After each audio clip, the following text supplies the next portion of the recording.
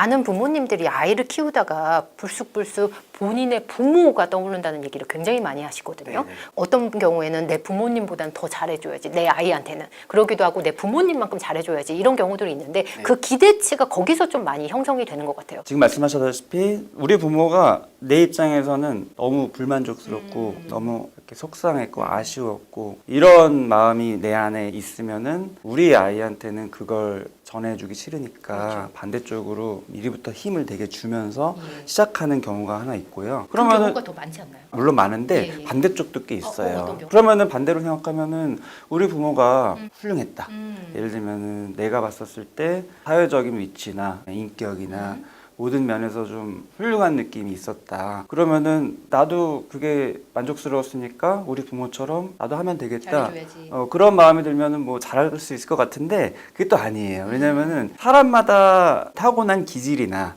이런 스타일이나 성향이 예, 다 예, 다르잖아요. 예를 들어서 내가 경험한 엄마가 되게 차분하고 안정적이고 내가 아무리 때를 쓰고 말을 안 들어도 항상 조곤조곤하게 육아서처럼 날 키웠던 그런 기억이 난다. 그런 경험이 있다 치면은 내가 우리 아이를 그렇게 키우는데 무조건 도움만 될 것 같지만 사실은 내가 타고난 기질은 엄마와 다를 수 있어요. 그럼요. 나는 되게 예민하고 섬세하고 아이의 소소한 어떤 짜증내는 거나 떼쓰는 그런 소리 자체 또는 그런 미묘한 변화들에 너무 많이 좀 불안을 느낄 수도 있고 감정적으로 너무 많이 이입될 수도 있고 그래서 순간순간 많이 흔들릴 수도 있는데 내가 경험한 부모님은 그렇지 않은 부모였다면 역시 자괴감을 느끼는 거예요. 나는 되게 부족한가 보다. 사실은 뭐가 더 훌륭하냐는 겉모습만 보고 판단할 게 아닌데 제가 항상 하는 말은 사람이 생각보다 별로다. 그렇게 많이 훌륭하지 않을 수 있는 건데 내가 어렸을 때부터 제일 오랫동안 경험한 사람이라는 그 존재가 부모님인데 그렇죠, 그렇죠. 기준이 너무 높은 거예요. 내가 경험한 부모님이 뭐 좋든 나쁘든 그게 중요한 게 아니라 나는 이미 이제 성인이 됐고 특히나 아이를 키우는 부모가 됐다는 거는 새로운 가족을 이룬 거고 예. 부모와는 자아 분할하는 게 확실하게 되어 있는 존재여야 되는 건데 이미 영향을 받는 거예요. 보고 배운 게 부모님이다 보니까 네. 어느 순간 불쑥불쑥 제가 말하는 거, 행동하는 거 이게 부모님을 닮아 있더라고요. 그렇죠. 근데 이제 부모님을 닮아있다라는 거를 크게 생각하지 않다가 예. 아이를 키우다 보면 어느 순간 나오죠. 오버랩이 딱 되죠. 맞아요. 아이의 어떤 모습을 딱 봤었을 때 부모가 그걸 대하는 모습을 봤었을 때 나도 모르게 과거에 내가 아이였을 때 우리 부모님이 나한테 했던 그 장면이 나도 모르게 떠오르고 그때 감정적으로 지금까지는 그냥 덮어두고 그냥 힘을 주면서 아이한테 어떤 부모 역할을 하려고 힘주면서 그냥 꾹꾹 노력만 했던 게 갑자기 그냥 감정적으로 확 올라오면서 되게 힘들어지는 경험들을 하게 되는 것들을 많이 보게 되고 제 주변에는 워킹맘들이 많다 보니까 그러면 친정 엄마가 아이를 좀 양육해 주시는 경우들이 굉장히 많거든요. 그러면 친정 엄마를 같이 살거나 이러면서 엄마를 보면서 내 어릴 때 생각이 굉장히 많이 나서 혼란스럽다는 경우들이 굉장히 많으신 것 같아요. 그것도 진짜 중요한 어떤 사회적인 부분인데 네. 보통은 고부 갈등만을 강조하고 드라마도 그렇고 친정엄마는 항상 산후부터 같이 도와주고 항상 이렇게 힘이 되는 존재처럼 기대치가 되어 있는데 예, 사실은 아닌 경우도 되게 많고 엄마랑 더 싸우죠. 더 싸우죠. 그리고 오히려 이제 예전에는 안 싸웠다가 관계가 좋은 줄 알았는데 내가 아이를 직접 키우게 되면서 내가 예전에는 몰랐던 사이가 좋았던 게 아니라 사실은 소원했다라는 거. 겉에서는 큰 트러블은 없었지만 그만큼 친밀하지도 않았다라는 거를 이제 내가 아이를 키우면서 친정엄마와 관계가 이렇게 같이 딱 됐었을 때 그게 수면 위로 올라가게 되면서 이제 갈등이 시작되는 분들도 되게 많아요. 이 감정을 어떻게 근데 많은 마주해야 될까요? 네, 그 되게 중요한 질문이신데 많은 분들이 우선은 내가 애를 키우기에 너무 급급하고 우선은 친정엄마 도움을 또 받아야 되기 때문에 채워야 되나? 네, 우선은 자꾸 이거를 덮으려고 해요. 뭐 우선 덮을 수 있죠. 근데 문제는 역시 친정엄마의 관계도 마라톤처럼 길게 가기 때문에 친정엄마의 관계가 그리고 관계에서 끝나는 게 아니라 그 감정이 또 고스란히 내가 아이를 키우는 우리 아이에 대한 나의 마음과 행동으로 또 이어지기 때문에 덮는다고 해결되는 게 아니라 결국 미봉책이고 언젠가는 또 터지는 것 같아요. 급할수록 돌아가야 된다. 만약에 여기서 터진다고 치면 많은 분들이 터지는 게 문제라고 생각하거든요. 근데 터지는 게 문제가 아니라 어떻게 보면은 이게 기회인 것 같아요. 아, 터지는 걸 통해서 이 일을 다시 봐야 되는 그쵸. 거예요? 인식하게 되는 거죠. 사람은 되게 자연스러운 존재인데 많은 분들이 뭔가 지금까지의 나의 삶이랑 뭔가 다른 거는 문제다.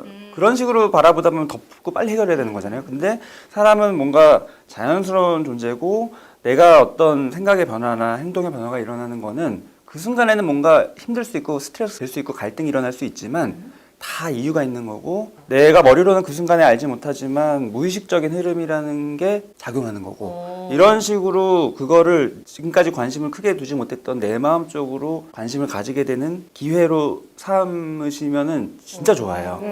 근데 지금 익숙하지 않은 게 당연하다고 말씀하셨는데 그럼 익숙하지 않은 거를 익숙하게 하려면 좀 구체적인 좀 방법이 있으실까요? 익숙하게 하려면은 우선 그 순간을 견뎌야 되거든요. 근데 많은 분들이 그 순간이 당황스럽기 때문에 아까 말씀하셨다시피 이제 덮고 참는 것도 어떻게 보면 회피고 아니면 이제 그러면 안 되겠다. 친정엄마 분리해서 독립하고 돈을 들여서라도 다른 돌보는 분을 구하거나 아니면 내가 그냥 직장 때려치고 전업으로 하면서 많이 그러시죠. 많이 그러시죠. 예. 근데 그거 역시도 어떻게 보면은 궁극적인 해결책이 아니라 똑같이 미봉책이고 덮는 거예요. 회피. 결국에는 분리가 외적으로 하는 분리가 중요한 게 아니라 내적으로 내가 자아가 분화가 돼서 내 안에서 친정엄마의 영향을 덜 받고 아이를 독립적 인격체로 대하는 그 상태가 돼야지 되는 건데 그럼 원장님 그건 내가 이제 자녀가 부모님으로부터 정신적인 독립이 덜 돼서 그런 건가요? 네, 그게 진짜 많아요 우리 사회에. 그래서 그런 거예요? 내가 지금까지 20년, 30년 동안 부모와의 관계에서 나도 모르게 경험했던 여러 가지 가치관이나 상처나 덮어뒀던 불만족이나 감정들, 섭섭한 거 형제와의 관계에서 그런 게 쌓였던 분들도 많고 부모와의 관계에서 쌓였던 것도 많고 그냥 뭐 외동이어도 뭐 다른 가족이나 다른 친척이나 다른 친구와 비교하면서 쌓였던 것도 많고 또 아니면은 아까 말씀드렸다시피 부모 자체가 너무 객관적으로 훌륭한 것 같아서 나 자신이 스스로 비교하면서 위축됐던 것도 맞고 근데 이걸 이제 의식으로는 인식하지 못하고 무의식 안에만 이제 가둬뒀다가 그 순간에 터져간 거기 때문에 터진 게 문제가 아니라 이 순간에 내가 무의식으로 너무 이렇게 가둬놓은 게 문제인 거거든요. 근데 그럴 수밖에 없었던 또 내 이유가 있어요. 부모와의 관계에서 허심탄회하게 얘기하지 못했거나 뭐 친구와 소소하게 털어놓지 못했거나 아니면 내 성향이나 성격상 그런 게 쉽지 않았던 여러 가지 이유들이 있어서 그럴 수밖에 없어서 이게 터진 거기 때문에 이 과정을 지금의 상황에서 기회로 삼아서 조금씩 생각나는 대로 이제 떠오르는 대로 자꾸 덮는 게 아니라 이게 생각나네. 그때 이랬었지. 그때 좀 힘들었었지. 이런 식으로 하는 게 상담하는 거고요. 상담을 혼자 할 수도 있나요? 혼자 내가 떠올리면서 그거 되게 중요한 질문인데 예. 혼자 하다 보면은 뭐 부정적인 걸로 고착화될 수 그쵸. 있잖아요. 그렇게 될 수도 있기 때문에 위험하죠. 제가 그 다음으로 추천드리는 거는 쓰는 거예요. 그냥 생각만 하면은 자기도 모르게 이 톱니바퀴가 부정적으로 계속 가거든요. 근데 쓰면은 조금은 객관화가 돼요. 왜냐면은 일기를 쓰든 메모로 남기든. 네, 근데 쓰는 게 중요한 게 이제 감정에 포커스를 두는 거죠. 예. 보통은 이제 우리가 일기 쓸 때 항상 어떤 사건이나 그 사건을 통해서 내가 무슨 깨달음을 얻었는지 이 생각의 회로를 돌리는 것만 우리는 익숙하거든요. 근데 이 무의식이라는 영역은 생각하는 영역이 아니라 느끼는 영역, 감정의 영역이기 때문에 보통 제가 쓰는 표현은 갈겨 쓰는 거. 그냥 생각나는 대로 뭐 욕이 떠오르면 욕을 쓸 수도 있고 기승전결이 없을 수도 있고 논리가 안 맞을 수도 그거 있고 보여주려는 게 아니니까. 그쵸. 똑같은 얘기만 계속 쓸 수도 있고 예. 되게 형편없을 수도 있는데 그렇게 하는 게 되게 중요해요. 그러면 이거를 쓴 다음에 나중에 이거 문득문득 생각날 때 다시 봐야 되나? 안 봐도 돼요. 안 봐도 근데 돼요? 많은 분들이 이거 쓰면 뭔가 보고 또 정리해야 될 것 같은 예, 그 예, 생각이 예. 드는데 이거 역시 정리하는 머리로 하는 거라서 필요 없고 아. 쓰는 과정이 왜 중요하냐면은 보통은 머리에서만 돌아가면은 부정적인 쪽으로 돌아갈 수 있지만 예. 이게 이제 머리에서 돌아가는 것과 쓰면서 이렇게 한번 걸러지는 게 예, 있어요. 이게 만약에 그 불편한 감정을 부모와 마주하면 안 되나요? 부모한테 내가 이런 게 예전에 서운했었어, 엄마. 이렇게 얘기하면 오히려 그거에 대해서는 부정적이라고 보시는 건가요? 되게 중요한 질문이신데 그런 질문 되게 많이 하거든요. 예. 만약에 부모님한테 말했을 때 뭘 기대하는 것 같으세요? 사과요. 그쵸. 네, 사과를 기대합니다.